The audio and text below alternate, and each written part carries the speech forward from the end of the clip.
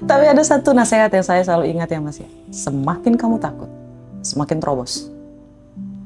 Karena semakin besar ketakutanmu, maka kamu semakin dekat sama kesuksesan kamu. Jadi, ini kita. Kita itu dikelilingi oleh takdir. Jangan bilang kita keluar dari takdir, enggak. Dari A sampai Z, dari 1 juta takdir yang mengelilingi kita, semua ini tertulis di Lauh Mahfuz. Allah itu maha baik, bukan Mas? Iya. Allah pasti menyediakan takdir terbaik untuk setiap umat manusia. Dan takdir yang mengelilingi kita ini sifatnya random, Mas. Tidak akan berubah takdir seseorang jika dia tidak merubahnya sendiri.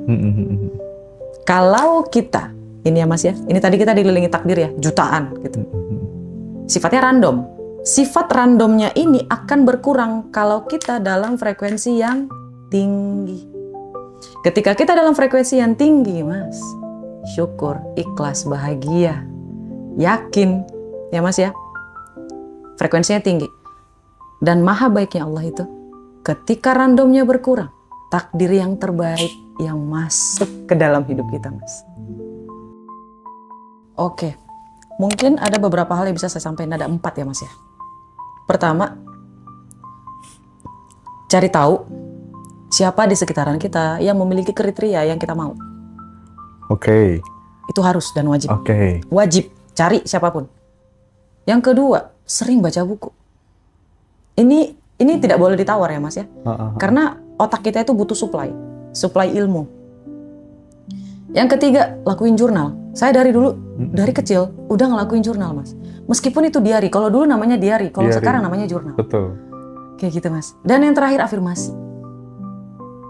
Afirmasi ini luar biasa Mas. Bahkan ketika buka mata nih Mas ya, saya pernah tuh, enak kali ada dapat 50 juta. Masya Allah, tabarakallah. Itu kejadian loh Mas. Oh ya? Ya, tapi kita harus yakin dulu nih, kita harus merasa pantas kalau kita bisa dapat uang itu. Kita harus merasa yakin kalau uang itu bisa datang dari mana aja. Kita harus percaya bahwa dunia ini sungguh kaya. Peluang itu tidak terbatas. Cuma dari gaji lah, cuma dari jualan bisnis lah, dari ini lah. Enggak Mas. Jadi kita ngerasa kayak, ya Allah enak kali ya bahagia hari ini ya Allah kalau dapat duit segini gitu. Itu ketika buka mata, segitu loh Mas, buka mata. Alhamdulillah aku masih hidup. Alhamdulillah hari ini bahagia. Alhamdulillah hari ini. Alhamdulillah ini. Alhamdulillah ini. Kayak gitu Mas. Sorry, yang pertama tadi apa? Yang pertama tadi mencari orang kriteria yang kita mau. Artinya terkadang kita butuh kan teman-teman tuh yang selalu mengiyakan apa yang kita inginkan gitu. Contoh, aku nanti kayaknya bisa deh jadi kayak gini. Oh ya bisa mas. Kadang kita butuh orang-orang terdekat kita yang selalu mensupport seperti itu, sehingga kita tuh terpupuk gitu rasa pantasnya gitu. Even itu dari keluarga, teman-teman dekat gitu, iya nggak? Iya betul Mas. Sih. Sebenarnya saya sangat-sangat selektif sama teman saya Mas. Yang menjaga ambisius saya bisa tetap terjaga itu, saya selalu berteman dengan teman-teman yang punya prestasi di sekolah.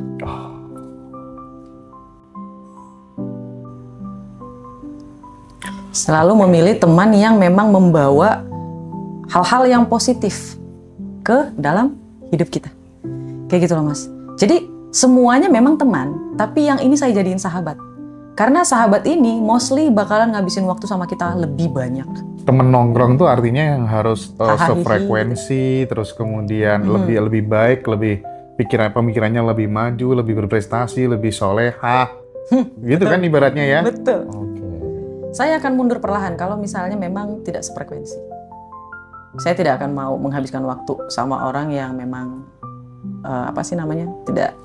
ambisinya tidak sama. Mending sedikit, nggak terlalu banyak tapi berkualitas gitu kan prinsipnya. Betul, ya. Betul Mas. Makanya ada kategori kan, ada teman, ada kolega, ada mentor, ada sahabat, ada keluarga. Itu betul Mas. Ada kotak-kotaknya itu betul. Jadi emosinya terjaga gitu loh Mas. Oke. Aku jadi tertarik ya soal ini tadi, soal seberapa pengaruh sih mentor, teman curhat, lewat call, saling ber-WA gitu dalam kehidupan Kak Roma sampai di titik ini. Seorang mentor itu seberapa besar pengaruhnya? Banget Mas. Jadi siapa mentor kita itu mempengaruhi apa yang kita ucapkan. Mas bisa lihat dari saya, ya, berarti mentor saya itu jauh lebih hebat. Hebat dalam artian sifatnya itu jauh lebih legowo, jauh lebih cerdas. Padahal beliau selalu bilang, saya ini orang yang paling bodoh Roma di sekolah. Tapi saya dengan secara sadar saya paham kekurangan saya. Disitulah kelebihan saya muncul. Jadi ketika kita sadar kekurangan kita, Mas, kita akan mencari tahu gimana caranya untuk menutupi kekurangan tersebut. Oh, konkretnya seperti apa kalau itu diterapkan dalam kehidupannya Mbak Roma? Misalnya, Mas, ya, saya ini sosialisasinya kurang. Oke. Jadi dulu ya, Mas, ya, kalau sekarang mah alhamdulillah udah belajar.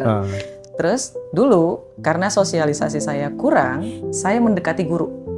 Agar ketika saya tidak punya teman dalam kelompok, dalam apapun itu, saya tidak akan kesulitan. Ya, Mas, ya, itu sama kita ya. Aduh. Serius, Mas. Jadi kayak saya mikir, oh, mereka itu bukan, gimana bilangnya, mungkin pada saat itu saya terlalu frontal ya, Mas, ya. Saya mulai belajar untuk menata wajah. Energi itu mengubah wajah, Mas, itu betul. Dulu wajah saya nggak kayak gini, nggak seramah ini. Dulu mungkin orang nggak akan tahan, karena orang Batak ya rata-rata mukanya agak ganas gitu ya, Mas, ya. Ketawa, Mas, ya. Jadi saya mulai menata gitu, Mas. Kalau waktu dulu kuliah nggak kayak gitu, Mas. Saya sangat-sangat frontal gitu. Kalau saya nggak suka gitu. Kalau sekarang kan, kamu suka nggak? Suka. Tapi kalau bisa, udah jadi bisa gitu loh, Mas. Kayak menangkisnya dengan cara yang pelan, sopan gitu ya, Mas, ya. Kalau dulu nggak bisa. Jadi saya mulai tahu, oh yang ini nggak suka nih. Oh ya udah, saya deketin dosen. Sampai saya jadi asisten dosen kan. Akhirnya masih ada saksinya, Mas, sahabat saya. Saya cuma punya satu teman pada saat kuliah.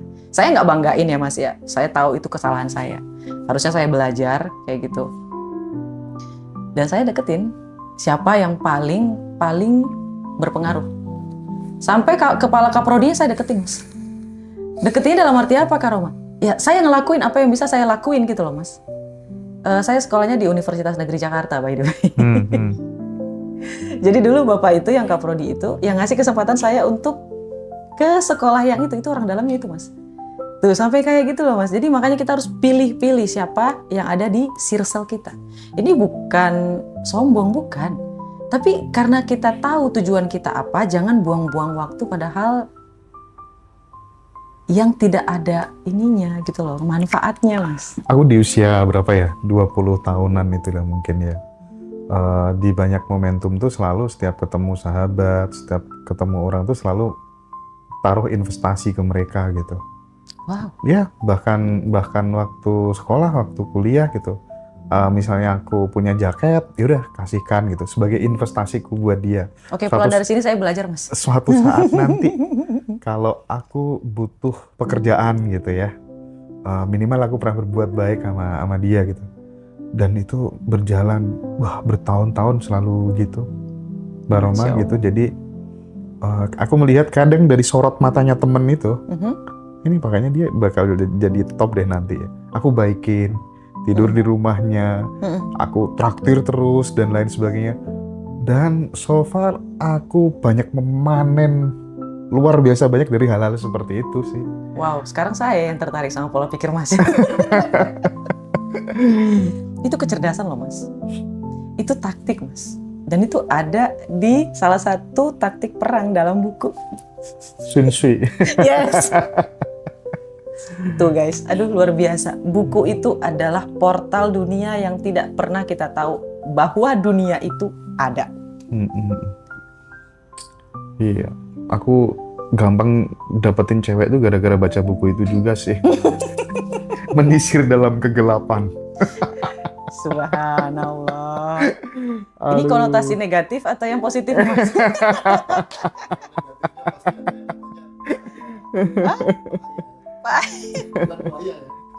Astagfirullahaladzim. Iya. Seru lah ngobrol sama Kak Roma ya. Amin. Oke, tapi aku penasaran nih, karena banyak teman-teman tuh yang termasuk narasumber di Ngaji Roso tuh banyak yang nge-WhatsApp kan.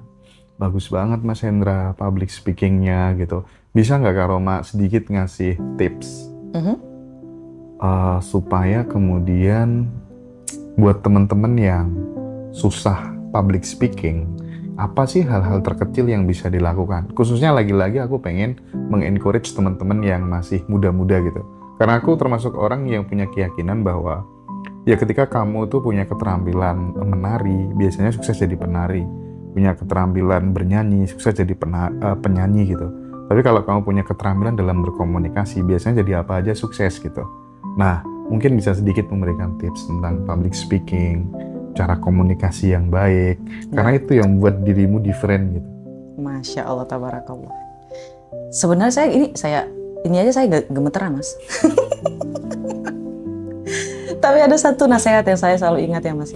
Semakin kamu takut, semakin terobos. Karena semakin besar ketakutanmu, maka kamu semakin dekat sama kesuksesan kamu. Jadi ketika saya mau public speaking, itu saya biasanya ngelatih ketakutan saya, Mas. Sebenarnya manusia itu semuanya berbakat. Kalau ada yang bilang kita nggak berbakat, jangan dengerin. Kalau menurut saya, ya Mas ya, dari buku psikologi yang saya baca, Allah itu maha baik dan menurunkan kecerdasan, kejeniusan pada setiap umat manusia. Cuman mereka berbeda-beda, dalam bentuk yang berbeda-beda. Dan public speaking salah satunya. Kalau misalnya ada orang yang nggak bisa public speaking, it's okay. Nggak usah paksain. Cari mana yang gampang kita lakuin. Tapi bagi ada orang yang merasa bahwa aku butuh nih ilmu public speaking, lawan rasa takutnya. Karena yang membuat kita merasa tidak pintar, merasa tidak percaya diri, itu kan rasa takut. Mas. Rasa takut ini membuat kita merasa kita tidak mampu. Merasa kita tidak bisa gitu loh, Mas. Kalau takut lompat. Kalau takut berdiri depan umum, berdiri depan umum. Saya ngamen dulu loh, Mas, kemarin waktu sebelum saya ngadain seminar. Oh iya? Saya ngamen, Mas, saya gemeteran. Saya takut ngomong. Akhirnya saya pergi ke mall yang ada banyak pengamen di situ yang nyanyi di depan umum kayak gitu. Saya sampai salaman, Mas, tolongin saya dong. Oh, kenapa Mbak? Ini saya bayar, tolong panggil saya untuk nyanyi. Saya nyanyi, Mas. Waktu saya nyanyi pun saya gemeteran. Kayak gitu. Dan kemarin juga waktu seminar, awal jumpa sama mereka semua, saya gemeteran, Mas. Cuma saya mikir, ini rasa takut, bukan saya tidak mampu. Akhirnya saya ajak tepuk tangan, Mas, supaya jantung saya itu tidak bergetar lebih banyak daripada rasa bahagia saya. Saya suruh tepuk tangan kayak gitu. Itu supaya ngajak mereka dan saya itu selaras gitu loh, Mas. Jadi buat teman-teman juga lawan aja. Lawan. Prinsipnya adalah jam terbang sih ya. Bakat itu kan bisa dikalahkan sama kebiasaan yang diulang-ulang terus gitu. Betul, ya. Mas. Tapi bukan tapi sih. Saya setuju sama kata-kata Masnya sebenarnya. Kalau dari versi saya itu ada hal yang kita sudah diciptakan untuk itu, Mas. Ibaratnya kalau kita mau melawan arus akan butuh effort yang luar biasa. Tapi kalau kita ngikutin arus, is easy. Oke. Hidup itu bakalan lebih gampang. Saya sebenarnya nggak suka, Mas, jadi motivator. Oke. Saya sukanya jadi pembisnis. Tapi nanti dulu, jadi saya selami dulu mana yang lebih gampang saya kerjain untuk melakukan hal yang saya sukain. Berbeda. Beda, Mas. Bisa jadi hal yang kamu sukai tidak baik bagimu, dan hal yang tidak kamu sukai baik bagimu. Nah, bagi teman-teman yang masih muda-muda ini, untuk menemukan yang aku yang easy di mana, excellent di mana, enjoy di mana, dan earning di mana, itu tuh gimana tipsnya? Sebenarnya menemukan kecerdasan itu sulitnya luar biasa ya, Mas. Karena ada di belakang kepala kita. Yes, kita butuh bantuan orang lain. Kita butuh waktu. Dan kita butuh spiritual sebenarnya. Tapi ada satu clue yang mungkin teman-teman bisa pegang. Menemukan kecerdasan kita itu adalah menyadari sesuatu hal yang kita lakukan sebegitu mudahnya. Tapi hasilnya selalu luar biasa. Terkadang, Mas, ada orang yang gampang banget ngelakuin sesuatu dan hasilnya luar biasa. Mereka nggak nyadar kalau itu adalah kejeniusan. Ada orang, Mas, pintar banget masak. Banget. Tapi karena dia nggak suka masak, dia ngerasa itu bukan kejeniusan dia. Iya. Saking gampangnya masak, Mas. Jadi kayak nilainya selalu A. akhirnya dia nyepelein gitu loh mas. Misalnya mas ya, pintar masak, selalu masak, rasanya luar biasa, selalu sering dipuji, tapi dia nyari kemampuan yang lain. Dia nggak ngikutin arusnya gitu loh mas. Ada dua, mau ngikutin arus atau mau lawan arus. Jadi clue-nya cuma itu aja. Suatu hal yang sangat-sangat gampang kita lakukan tanpa effort sama sekali. Tapi hasilnya selalu di luar ekspektasi kita. Ciri-cirinya itu mas. Itu. Jadi teman-teman gratis nih. Gratisan dulu lah. Iya, gratis ini bagus. Jadi gratisnya itu maksudnya gini loh mas. Dia nggak perlu nunggu sampai bertahun-tahun. Ibaratnya dia nggak harus melakukan hal yang aku lakukan, menunggu sampai membuang-buang waktu. Hanya karena mau menggali potensi mana nih yang lebih hebat. Ternyata dari dulu memang sudah di bagian psikologi. Oh iya, fase dari identitas lama yang melalui banyak jualan-jualan tadi ya, jualan ikan asin, jadi cleaning service, jadi ojol dan lain sebagainya dan seterusnya tadi, sampai terjadi transformasi dari identitas lama ke identitas yang baru, Roma yang benar-benar sudah merasa layak, merasa pantas. Bentar lagi aku bakal take off, gimana caranya? Nggak tahu, pokoknya yang penting mesti aku sampai di situ gitu. Itu tuh butuh waktu berapa tahun sih gitu? Aduh, kalau atau saya mungkin sebulan gitu? setahun. Setahun ya? 6 bulan saya depresi. 6 bulan setelahnya saya sudahan sama depresinya, saya buang depresinya, bodo amat. Gak enak hidup dalam depresi, itu gak enak. 6 bulan, hanya 6 bulan mas. Depresimu karena apa? Mas, teman-teman saya ngajak nongkrong, nongki, mau beli baju baru gak bisa. Teman-teman saya ngajak ketemuan gak bisa. Ketika ketemuan minder, duduk di sudut. Karena gak tahu mau ngomongin apa. Mereka ngomongin pekerjaan, kita, iya kemarin aku dapat orderan.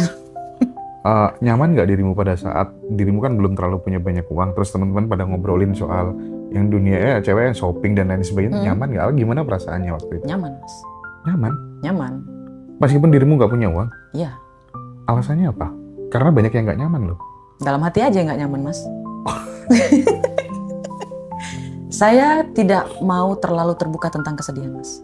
Saya selalu nge-keep kesedihan saya. Karena kesedihan itu nggak boleh diumbar. Rahasianya cuma itu. Kalau kita nggak mau disepelein sama orang, jangan ngumbar kesedihan. Gue banget tuh. Nggak boleh. Emang nggak boleh. Iya. Kalau kita sedih, keep silent aja. Iya. Kalau mau nangis, ya nangis di tempat tidur aja. Kalau nggak nangis dalam rumah, mau teriak, mau gimana, yang penting sendirian. Aku pernah dapat pesen nih di Zik dulu tuh dari salah satu senior tuh. Jadi pemimpin tuh kalau sedih tuh nggak boleh ketahuan orang, Hen. Sedih ya udah sedih sendiri aja di kamar. Nah, kalau kamu yang jadi pemimpin aja, jadi leader aja sedih, terus gimana yang kamu pimpin gitu? Itu tuh sangat membekas loh. Betul mas. Alhamdulillah nggak pernah. Bahkan banyak video-video saya yang saya itu ngalamin hal yang pertama, kayak saya naik mobil BMW pertama kali gitu. Ada video saya nangis, ada. Tahu. Tapi saya nggak nunjukin gitu loh mas. Saya simpen, saya keep semuanya yang serba pertama kali itu pasti saya nangis, saya simpen. Nggak mau nunjukin. Sebisa mungkin kesedihan saya hanya untuk saya, kebahagiaan saya untuk orang lain banyak gitu. Oh ya, aku ingin kembali ke soal yang 18 juta viewers itu. Oh baik. Coba dong dielaborasi lebih detail gitu, karena aku yakin itu sudah membawa kebermanfaatan yang luar biasa buat kehidupan teman-teman semuanya. Aku pengen per detail di Ngaji Rasul gitu. Baik. Masnya mau di arah mana nih? Ya tadi tanda-tanda bahwa kemudian sesuatu tuh ada. Wah, itu tanda bahwa sebenarnya sudah kejadian nanti gitu. Jadi gini mas, banyak banget yang memperdebatkan itu tidak ada yang namanya masa depan, masa lalu, masa pertengahan atau masa apapun juga. Oke. Jadi sebenarnya ya mas ya, kita pakai istilahnya, pakai ini dulu contohnya. Ini kita itu dikelilingi oleh takdir. Jangan bilang kita keluar dari takdir, enggak. Dari A sampai Z, dari 1 juta takdir yang mengelilingi kita, semua ini tertulis di Lauh Mahfuz. Allah itu maha baik, bukan mas? Iya. Allah pasti menyediakan takdir terbaik untuk setiap umat manusia. Dan takdir yang mengelilingi kita ini sifatnya random, mas. Tidak akan berubah takdir seseorang jika dia tidak merubahnya sendiri. Kalau kita, ini ya mas ya, ini tadi kita dikelilingi takdir ya, jutaan gitu. Sifatnya random. sifat randomnya ini akan berkurang kalau kita dalam frekuensi yang tinggi. Ketika kita dalam frekuensi yang tinggi, Mas, syukur, ikhlas, bahagia, yakin, ya Mas ya, frekuensinya tinggi. Dan maha baiknya Allah itu, ketika randomnya berkurang, takdir yang terbaik yang masuk ke dalam hidup kita, Mas. Jadi kita bukan merubah takdir, tapi kita menarik takdir yang sesuai dengan siapa kita. Jadi kalau kita belum berubah, bahkan takdir terbaik yang sudah diciptakan untuk kita tidak akan datang menghampiri kita. Itu orang-orang salah paham, Mas. Kita yang harus menjemputnya, memantaskan diri gitu ya. Yes, itu akan ditarik. Ditarik gitu loh, Mas. Jadi kalau misalnya kita mau berubah, baru dunianya berubah. Gak akan berubah dunia kalau kita tidak berubah. Dunianya kita ya Mas ya, realitanya kita. Kayak gitu. Jadi percaya pada sebuah mimpi dan tidak mudah menyerah itu kan sebenarnya kan jadi kunci ya. Tapi yang jadi persoalan kan ada yang dapat, ada yang enggak. Banyak orang yang percaya kepada mimpinya, tapi karena terlalu lama menyerah di tengah jalan. I see. Nah itu yang nomor 2 ya Mas ya, ini saya jelasin lagi. Yang nomor 2 menyerah di tengah jalan karena terlalu lama. Memangnya kenapa kalau terlalu lama, Mas? Saya tanya balik lagi sama orang yang bertanya kayak terlalu lama kak untuk nikmatin aja. Kalau hari ini nggak datang, mungkin esok hari.